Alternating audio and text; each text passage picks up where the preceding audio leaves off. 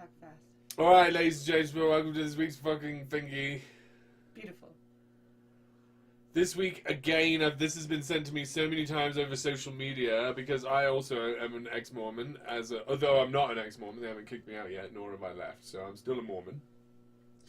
Much like this guy here, Mr. Atheist, and again highlights what's wrong with the atheist, going everything wrong and insincere and lying, believing that they can achieve any sort of positive means through lying. So let's listen to this guy spreading terrible, terrible lies on how to talk to Mormon missionaries. Let's listen to Mr. Atheist. Mr. Atheist. Doing that. Today, I, an ex-Mormon, am going to suggest to you... So right now we're going to be watching Mr. Atheist tell us about it. I watch this shit in double speed. So here we go. And if you want to watch it in single speed, please do click the link down below. And let's go.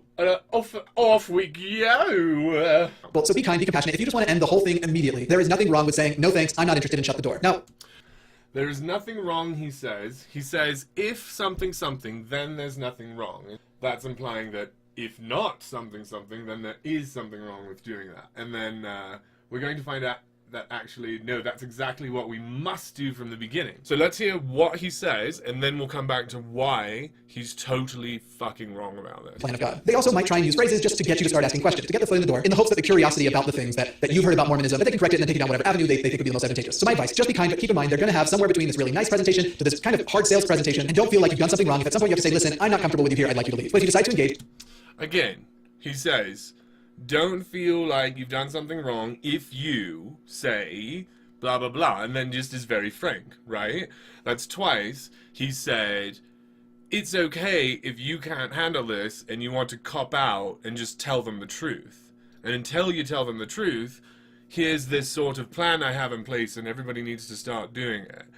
And then he tells you about all of these things you should talk to a Mormon about, and like, come on, in 6 months when they knock on your door, and you're like, oh shit, there's that fucking guy on the internet that told me to remember there's some sort of hoodwink plates that Joseph hoodwinked, and there's some sort of elf named Zelf somewhere, and I don't remember any of this. And so that's definitely not what you should do. What you should do is exactly what he condemns twice. So let's go back and hear what he says, because that's what you should do. Heard about Mormonism, that they can correct it and then take it down whatever avenue they think would be the most advantageous. So my advice, just be kind, but keep in mind they're going to have somewhere between this really nice presentation to this kind of hard sales presentation, and don't feel like you've done something wrong. If at some point you have to say, listen, I'm not comfortable with you here, I'd like you to leave. But if you... So that's exactly what you should do. Every time you see a Mormon, you should first of all get there in that moment with them and throw away every script that you have prepared and say to them, hello, here I am with you, and I've been thinking about this moment for a long time. Because you have, obviously, you're here doing the homework, thinking to yourself, what am I going to say when they show up? And confess, put all the cards on the table. Here, Mr. Atheist shows you that the way to deal with these guys is to be as duplicitous as you think they're being. And that is exactly not the way to teach them that you're being honest. The way to teach them that you're trying to seek truth is to get there in that moment right now and say, hi, I have been looking forward to talking to the Mormon missionaries again. I've been thinking about this for quite a while. I've thought about this and this and this, and let the conversation go where it is. Be there, present in the moment, meet those two humans who are from somewhere in this planet that you probably have never been, and learn about them. Don't fucking feed them, and don't fucking sucker them, and don't fucking patronize them. Tell them, dude, fucking, I would never ever leave my daughter alone with you guys. I don't trust you at all. And that's not going to end the conversation. Twice he says, if you want to cop out and end this conversation, tell them the truth. No, if you want to talk truth, speak truth. Just, his approach is entirely wrong.